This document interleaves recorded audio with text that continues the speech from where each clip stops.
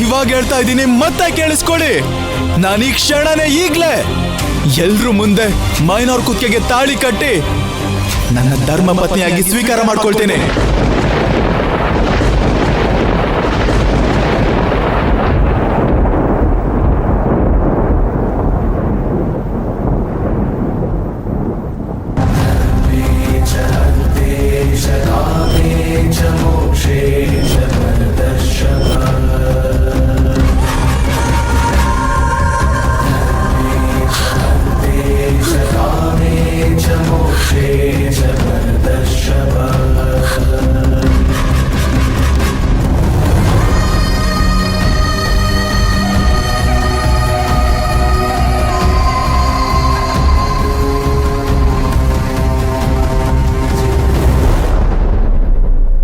ನಿನ್ಗೇನ್ ತಲೆ ಕೆಟ್ಟಿದ್ಯೇನೋ? ಸರ್ಸು, ವಿಷಯ ಗೊತ್ತಾದ್ಮೇಲೂ ಅವಳಿಗೆ ತಾಳಿ ಕಟ್ತೀನಿ ಅಂತ ಹೇಳ್ತಾ ಇದ್ಯಾ? ನಿಮ್ಮಮ್ಮ ನೀನು ಬದುಕಿದೀನಿ ಕಣೋ. ಎಷ್ಟೋ ಧೈರ್ಯ ನಿಂಗೆ ಈ ಮಾತು ಹೇಳೋಕೆ? ಅವ್ರದ್ದೇನೂ ತಪ್ಪಿಲ್ಲ ಸರ್ಸು. ಮಾತಾಡ್ಬೇಡ ನೀನು. ನೀನ್ ಅಷ್ಟೊಂದು ಪ್ರೀತಿಸ್ತೀಯ ಅಂತ ಗೊತ್ತಾದ್ಮೇಲೆ ಎಷ್ಟೇ ನೋವಾಗಿದ್ರು ನಿನ್ ಮನ್ಸಿಗೆ ನೋವಾಗ್ಬಾರ್ದು ಅಂತ ಅವ್ರ ಅಪ್ಪ ಅಮ್ಮನ ಹತ್ರ ಮಾತಾಡಿ ಈ ಮದ್ವೆಗೆ ಒಪ್ಸೋಣ ಅಂತ ಇವತ್ತಿಲ್ಲಿಗೆ ಬಂದಿದ್ ನಾನು.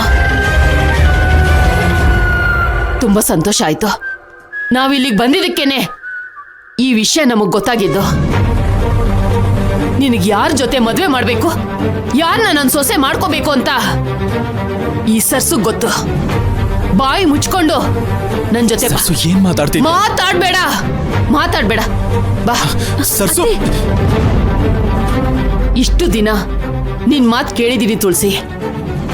ಇನ್ನು ನಾನು ನಿನ್ ಮಾತು ಕೇಳಲ್ಲ. ಸರ್ಸು, ನೀರಲ್ಲಿ ಸಣ್ಣ ಅಲೆಯೊಂದು ಮೂಡಿ ಚೂರಾದ ಚಂದ್ರನೀಗ, ಎಲ್ಲೊಂದು ಚೂರು ಅಲ್ಲೊಂದು ಚೂರು ಒಂದಾಗ ಅದೇ ನಿಂತ್ಕೊಳ್ಳಿ ಅತ್ತೆ.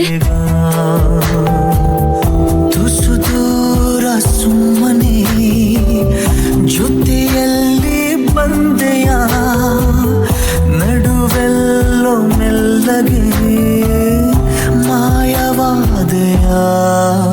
ನೀರಲ್ಲಿ ಸಣ್ಣ ಅಲೆಯೊಂದು ಮೂಡಿ ಚೂರಾದ ಚಂದ್ರನೀಗ, ಎಲ್ಲೊಂದು ಚೂರು ಅಲ್ಲೊಂದು ಚೂರು ಒಂದಾಗಬೇಕು ಬೇಗ.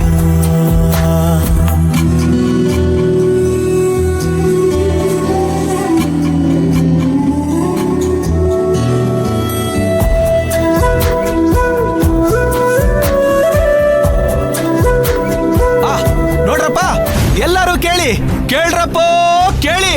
ನಾಳೆ ಬೆಳಿಗ್ಗೆ 9:30ಗೆ ಎಲ್ರು ಪಂಚಾಯ್ತಿ ಕಟ್ಟೆಗೆ ಬಂದ್ಬಿಡ್ರಪ್ಪ.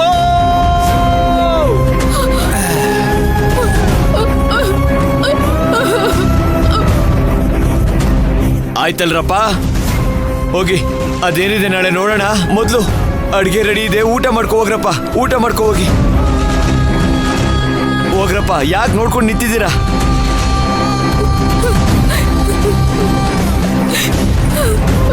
ಹೋಗ್ರಪ್ಪ.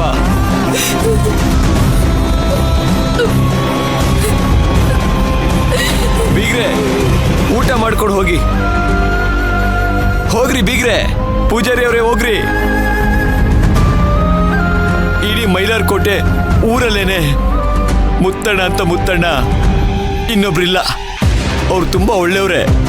ಏನೋ ಅದು ಗೊತ್ತಾಗ್ದಂಗೆ ಆಗೋಗಿದೆ. ನೀವೇನು ಮನ್ಸಲ್ಲಿ ಇಟ್ಕೋಬೇಡಿ. ಇಲ್ಲಿ ನೋಡಿ, ಮದುಮಕ್ಕಳು ಈಗಷ್ಟೇ ಮದುವೆ ಆಗಿದ್ದಾರೆ. ನೀವು ಅವ್ರ ಭವಿಷ್ಯದ ಬಗ್ಗೆ ಗಮನ ಕೊಡಿ. ಊಟ ಮಾಡಿ ಹೋಗಿ, ದಯವಿಟ್ಟು ಹೋಗಿ ಬಿಕ್ರೆ. ಹೊರಡಿ, ಹೊರಡ್ರಪ್ಪ. ಮುತ್ತಣ್ಣ, ಏನ್ ಮಾಡೋದು? ಮನ್ಸಲ್ಲಿ ಇಟ್ಕೋಬೇಡಿ.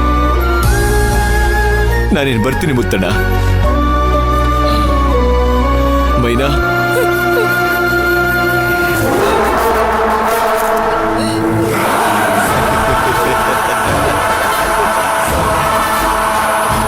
ಒಳ್ಳೇದಾಗ್ಲಿ ಮೈನಾ, ಒಳ್ಳೇದಾಗ್ಲಿ. ನಾನೇನ್ ಬರ್ಲಾ? ಬರ್ತೀನಿ ಮುತ್ತಣ್ಣ. ಬಾರ್ಲಾ ನೀರ್ಗಂಟಿ. ನಾಳೆ ಬೆಳಗ್ಗೆ 9:30 ಪಂಚಾಯತಿ ಕಟ್ಟೆ.